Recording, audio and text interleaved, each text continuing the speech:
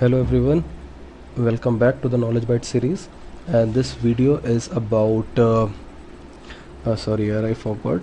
Okay, this video is about update logs, log escalation, what exactly is an update and an exclusive log, and why do we need two special logs, update and exclusive, what is a row lock hint, and what are the escalation levels. Okay, so before starting I would like to tell you that what levels of locking are in SQL Server, a row, a page and a table level lock. Okay, so it goes in the hierarchy like I'm talking about from top to bottom, a table, then a page, then a row, right? We all know a row is contained within a page and a page is a part of a table. Okay, so this is how the escalation is. I'll come back to this point, what exactly an escalation is. For the time being, don't go with this series. If you go by this series, you will come to know like an escalation happens from row to page and then from page to table, but it doesn't happen that way.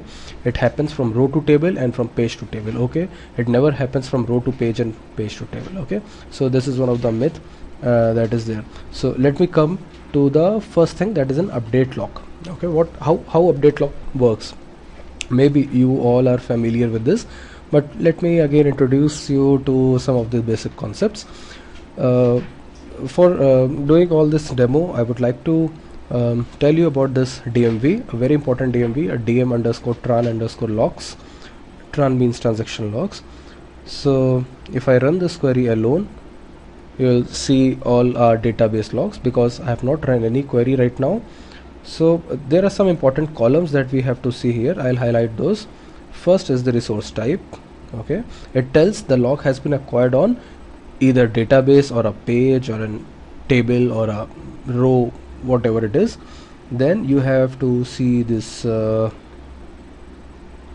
me bring, okay, then it is a request session ID. Session ID is nothing but this ID in your query, right? 56, 60, 54, these are session IDs. Then you have to see the request status, whether it is a grant, means the lock manager has assigned, or it is a wait. Then you have to see the request mode. Here I see all shared because the database is opened in a shared mode, so that other queries can also access the objects within the database. So pretty much all these things that we require. If I come across anything new, I'll tell you that. Okay, so let's see. I'm removing this resource type database and I'm sorting it with resource type. So right now there is no log, all empty.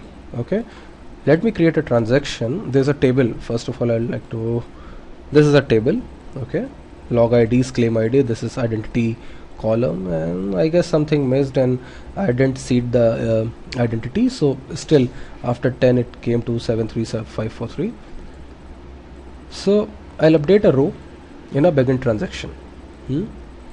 Now check what logs are there. Okay, so what you see here is key. What a key is? Key is nothing but a what? Key is an row. Okay, this row has got an exclusive lock. Object. Okay, object is nothing but a table. It has got an intent exclusive lock. Page. Page is, as I told, the hierarchy, got intent exclusive. Okay, what does this intent exclusive tells us? Intent exclusive tells if that there is some another query coming in to do some DML operation within this claims table, it will first check the outermost hierarchy, that is the object. It will check it is intent exclusive, and suppose it also tries to update something.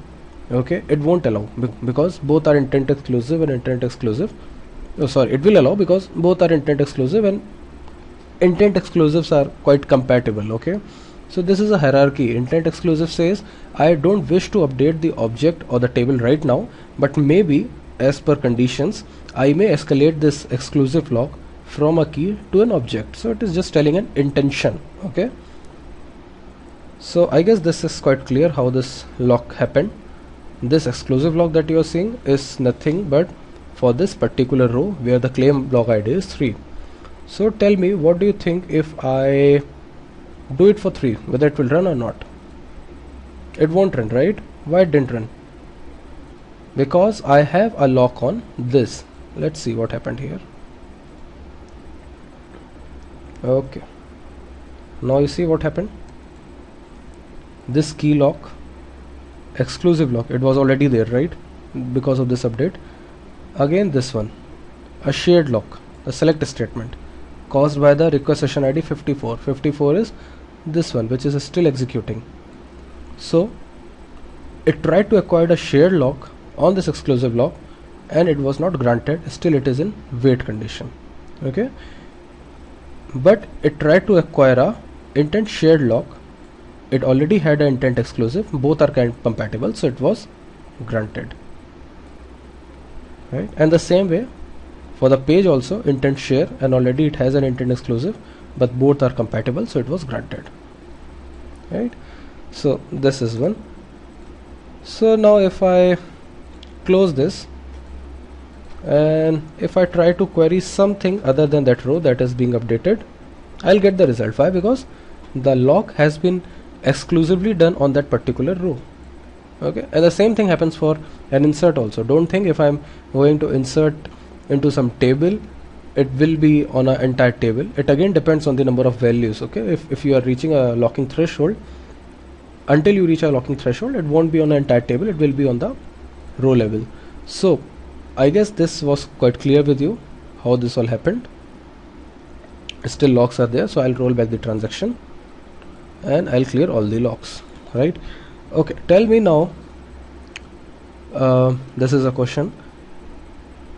I was updating a row which was not 2, right? That's why I was able to query it here, so it's fine. Now what if I do something like this, greater than 3, right? Again, I'm not updating 2, I am updating the rows which have a value more than 3, so still 2 and 3 are not logged. Okay, I'll run it. So I should expect this should run, right, the same way how previously it worked. So let's execute this. But what do you see? Even 2 is not working. Why this happened? Let's see the transactions. What do you expect? What transaction should I see here? I should see multiple row level transaction locks, correct? But you see, even quite less number of rows. Now you see what has happened here.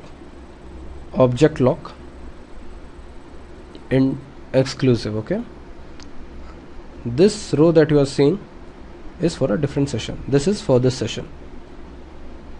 Okay, so don't confuse with this. Actually, this query has issued an exclusive lock on the table. It has not issued any intents lock on page or row, right? Why this happened? Actually, this happened because of a reason. I'll tell you the reason.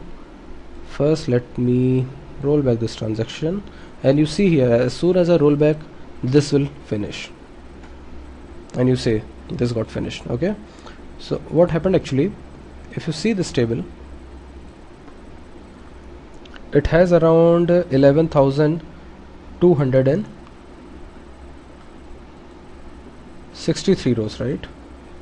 So if the SQL server has to maintain a row level log on all these 11,261 rows, it would be a overhead for a lock manager, right?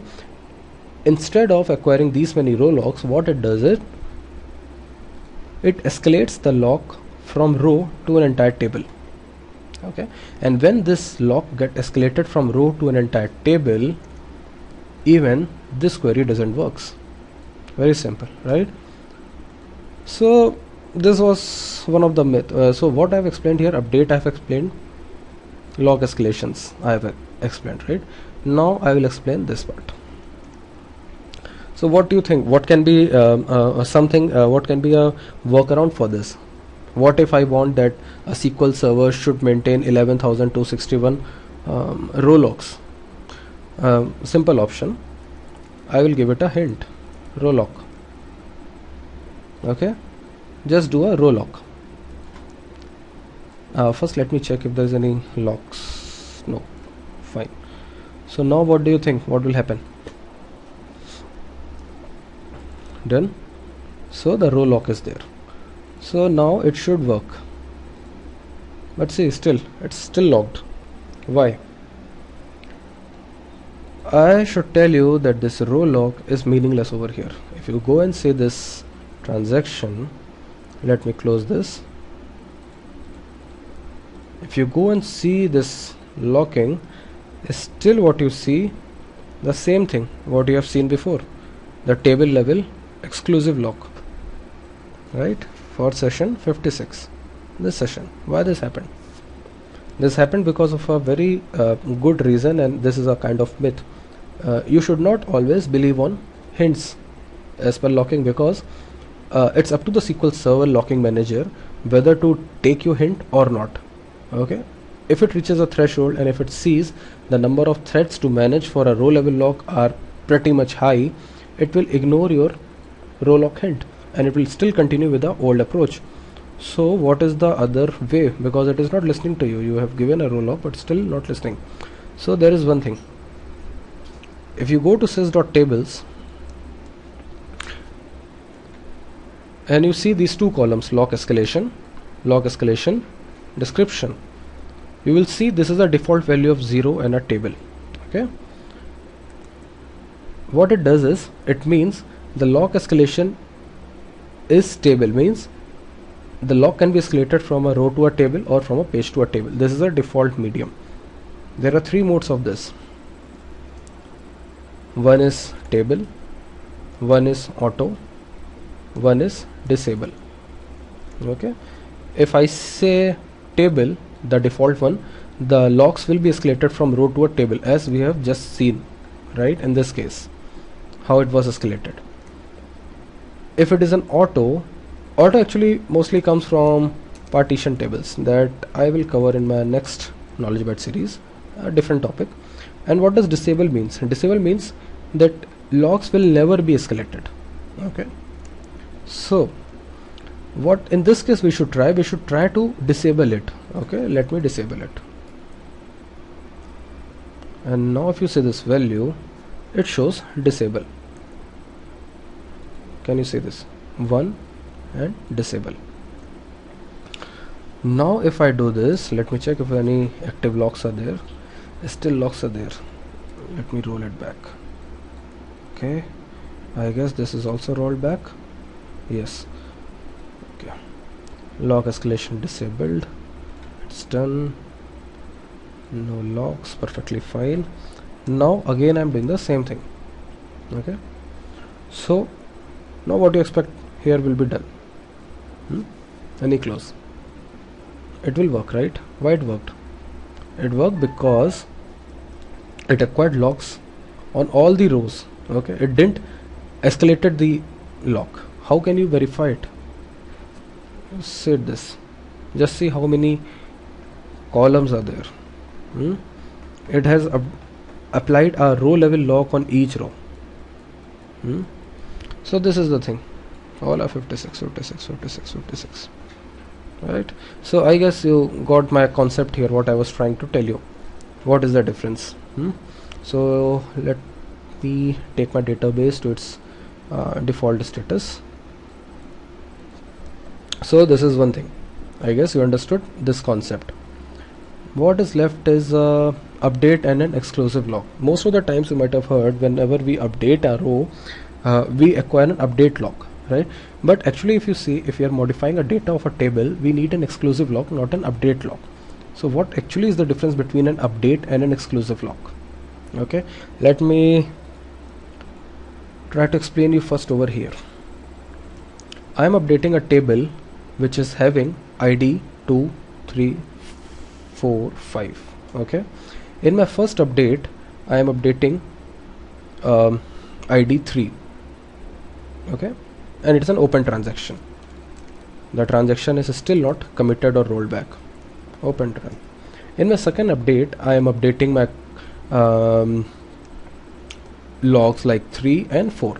Okay, again this is an open tran. Now what happened? If I do this, it will acquire an exclusive lock on 3, and if I do this, it will acquire a lock on 3 and 4. So what actually update is? Update is nothing but is actually an exclusive lock, but at the time of updating it acquires an update lock, checks if the resources are available, if the resources are available, there is no deadlocking, there is no one waiting for the resource, immediately it turns the update lock into an exclusive lock and does the transaction. But this transaction is so quick that you won't be able to see it, right? Because if all the resources are there, it will quickly turn in an update lock and then again turn it to an exclusive lock. So in this demo, what I'll show you, you will be able to see an update lock. And what is the use of doing an update and transitioning it to exclusive is, suppose third is deadlocked, it will try to require update lock on 3, update lock on 4. Due to some reason, 3 is already deadlocked in this transaction. Okay, it is waiting for 3, but still 4 has an update lock, not an exclusive lock, because it is still waiting here for 3. It has not reached here. Okay, so this 4 can be accessed by other queries, by other select statements. So this is the reason why update lock concept came, just to increase the concurrency in the SQL server. Now let's come back to the demo. In this demo, I am trying again, let me check for locks. Okay, nothing. Again I'm going to update a lock 3. Transaction is open, just see the locks, same, right? Key, object, page. Now in this query, if you see, 3 is the one that is already opened here, and a new one, 5. I am going to exclude here. It will keep on running because 3 is already locked there. Okay, now if I run this, what you see, this is interesting. You see update lock here, intent update, exclusive, intent exclusive, intent exclusive. Okay, what happened? I'll try to explain you. This key is nothing but the log ID 3. It given an exclusive lock because this was the first statement, so it doesn't have to wait for any other resource. It gave an exclusive lock and it was immediately granted. Okay, then this is the object 60, object 56. So these both are intent exclusive. At the table level, both entered as an intent exclusive and both are compatible, so both were granted. But since we are updating only few rows, so intent exclusive was taken at the table level, but an intent update was taken at the page level, right? For row session 60, this one, and intent exclusive for this session. And since these both are also compatible, they both were granted. Now you see what is the what benefit you got because of this update. The benefit that I'll tell you is, though you see here the 5 is still logged, you may think like that, right? But if I go here and query 5, I'll get the data immediately. Why I got? Because it is waiting on 3 and 5 has got an update lock, right? So because of this update lock over here, I am able to fire a select statement, because select and update lock are compatible with each other. Okay, so this is the thing. And this update lock, what you are seeing, let me come back here. This update lock is for the log ID 3, which is still waiting for this to finish so that it can change itself to an exclusive lock.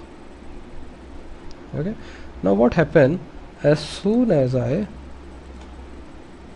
commit this transaction, or let's say roll back this transaction, let's roll back. Now what do you think? If I run this query, will it fetch the result for me? No, because as soon as I finish this, it released the lock and quickly they both acquired the exclusive lock on 3 and 5, and hence my select was blocked. Now if I go and see this, what I will see is